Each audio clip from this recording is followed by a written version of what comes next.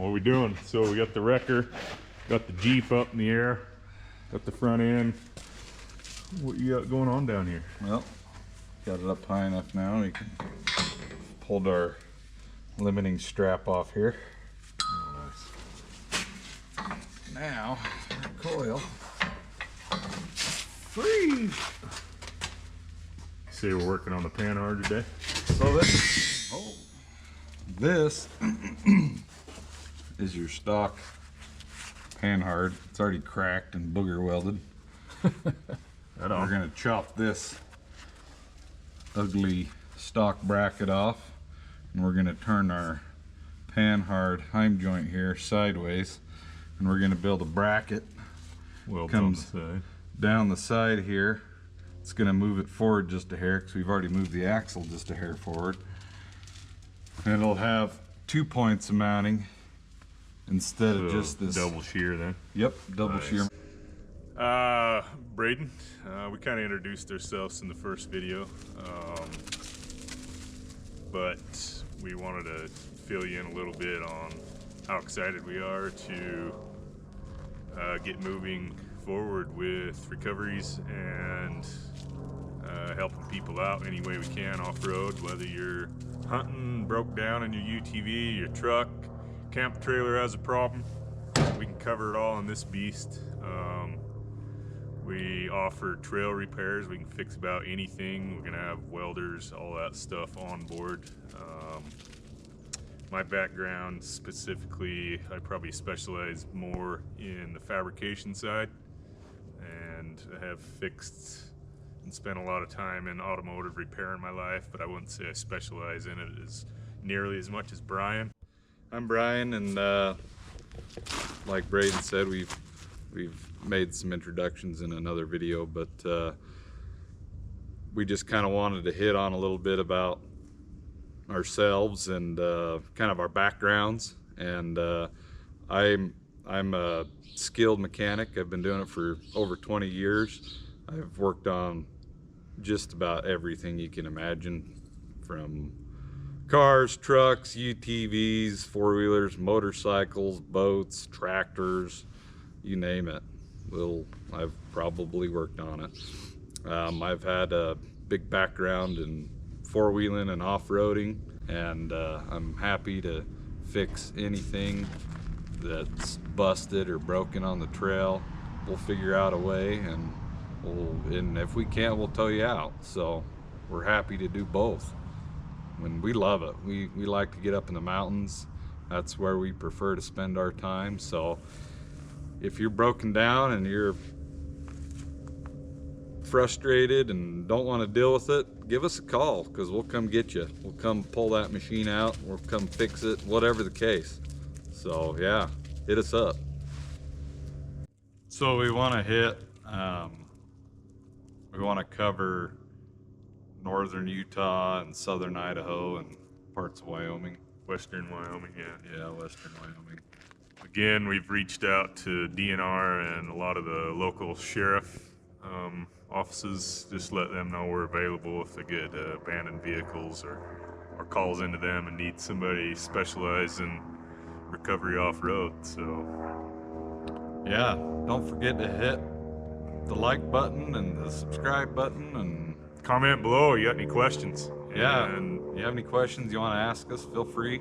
We're happy to answer them. And if there's anything you guys want to see on the trucks, we'd love to show you. So yeah, we'll have our contact info in the description below for Facebook, Instagram. So hit us up. Thanks. Thank you. Pretty dang good. Yeah, we got the rear end almost totally wrapped up, other than maybe some mud flaps. D-ring mounts. The D-ring mounts need to be hogged out a little bit. We need the mirrors still, and then the front bumper has come along, but not quite there yet, but we're about there. We can show them that too. Yeah. Show them. So here we are. Here's the back end. Got a ton of stuff going on. We got our sling mounts here.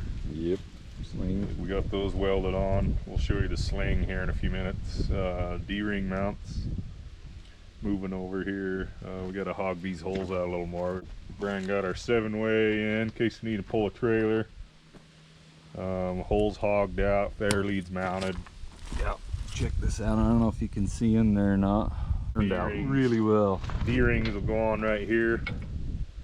We'll be utilizing those up to these boom mounts up here to help as a hold down, so that the carrying vehicle, the boom's not trying to lift back onto the truck going downhill and stuff. Will you reach up there and show us how that thing separates real quick? Yeah, we wanted to show you guys one of the reasons we put these winch boom sticks. We're gonna call them boom sticks. Boom sticks back here, because when we're side winching, you pull this pin, you come over here like this.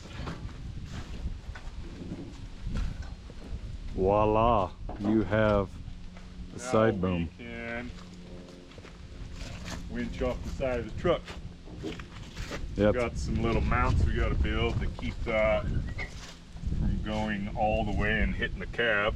So we're going to build a headache rack still, but it'd be kind of nice to have this out to the side and then be able to be back there out of the way running these boom sticks. Same with the other side. And then if you come over here, I'll show you what we're going to do. Put in more boom sticks. Somewhere in this area, either here or here, we've got another set of levers that go all the way across the bed. So essentially we'll have 3 places where we can control boom sticks. So the winch here, it has dual spools and they can be controlled independently. It's a pretty awesome system. Show them what we did, show them where you routed it. Underneath. Turned out super clean. What was our reasoning for getting rid of that down there? So we took the control off the top of the winch here because we didn't want to smash it on a rock. It hung down probably a good 6 inches, and it would have been pretty much the lowest point behind the axle. So we took the control box off, and we were able to run a full loom for the tail lights across the top here, and I utilized some of the holes where the control box mounted to run the loom, so it was out of the way of the spool. And then it comes back, we have our 7-way tail light wiring, and then if you look over here, we also have all the wiring for the winch that runs up and around the frame, but inside of our toolbox. This opens up for tool storage and recovery gear, but worked out really well being able to move the controller up into the toolbox. Yep, it's up out of the weather, can't get damaged or a bunch of water and dirt and crap.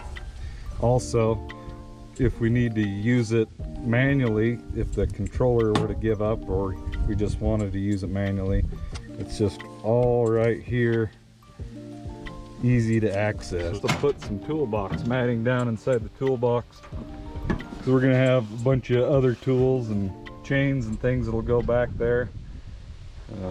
Should be a pretty awesome little setup. We just want to show you these tail lights. They're pretty far apart. Looks cool at night. Yeah, it kind of looks like a sloth. It's all right. It looks cool.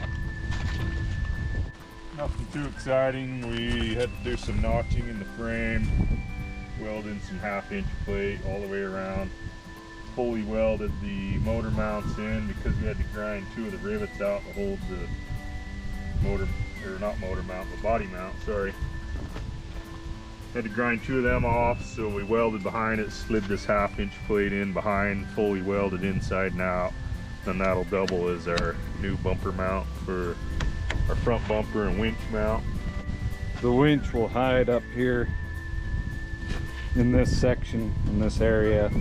We'll keep it up nice and tight. We're gonna try to build our bumper to be as low profile as possible, but still have the ability to save the front end if we were to have a crash. Yeah.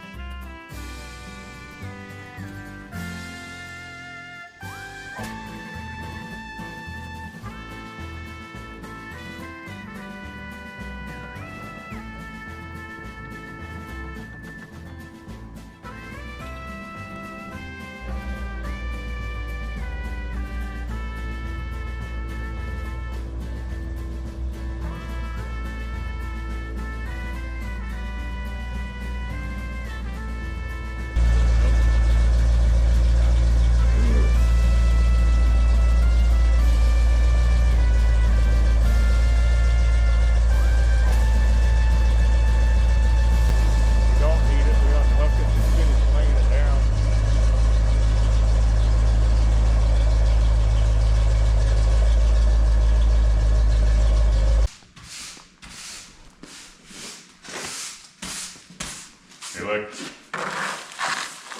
How's it going? Good. Need to do an outro. We're just cleaning up in here. You guys make sure you like and subscribe. Thanks for watching, and we got to get back to work. We got lots more projects to get going on.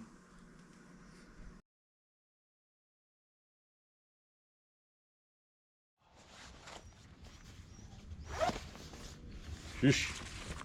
Don't need you whining in the video. Quiet. Shh. Talk to me like that. Pour that back in.